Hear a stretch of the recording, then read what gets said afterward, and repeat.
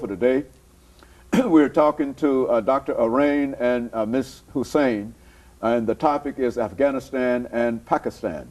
And of course, Ms. Hussain, let's allow you during this last segment to talk about, to continue in a real sense some of the information that Dr. AArain has already given us, but to talk about Pakistan in reference to the information, the foundation that he laid there.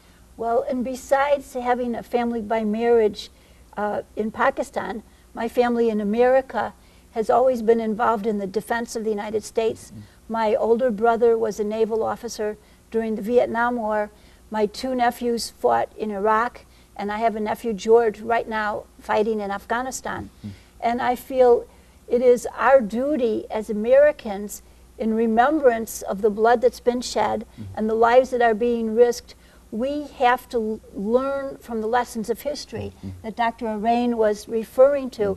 We have to learn from our past mistakes and past successes, not to repeat the same mistakes. So I am very concerned that we had such a quagmire in Vietnam, a counterinsurgency war. We had to leave in disgrace and humiliation. I'm very concerned that the same thing will happen in Afghanistan. And one part of me, of course, wants that my nephew should have the best equipment and people should come and help him and he should be safe and secure. But the rational side of me wants him to be withdrawn from Afghanistan, because I agree with Dr. AArain that every time we kill a civilian in Afghanistan, that spawns more terrorists, more insurgents. It gets us deeper. It makes people hate us more. And in terms of Pakistan, I'm also very concerned about the drones that we're sending into Pakistan, the incursions that we're making over the Pakistan border.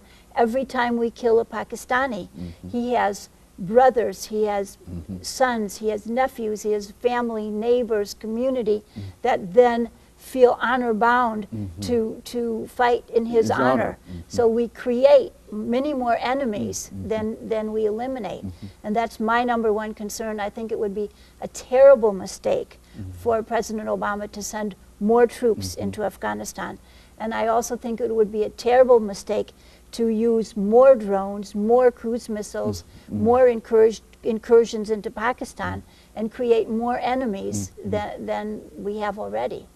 Dr. AArain, do you see perhaps another kind of policy that would lead to perhaps assist in education, humanitarian needs, and etc. in a place like Afghanistan? As well as in Pakistan, both of them will, yeah, but they're both the same. Yeah, both of them will welcome non-military aid to build up their infrastructures, schools, and employment places. The problem is a lot of these fanatics or extremists are unemployed.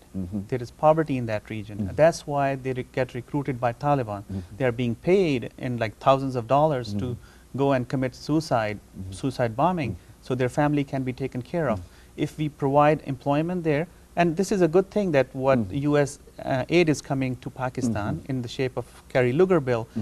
However, the Pakistanis have a concern about the strings attached to it. They like the idea of non-military aid, so we can set up schools, colleges, and all the other infrastructure there.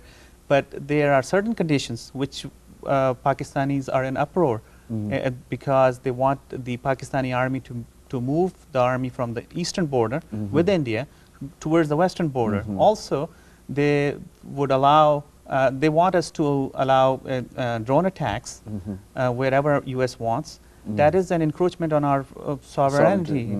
And the other thing is that they want certain cities to be targeted, like Quetta and Muridke. These are the areas where allegedly there are some camps.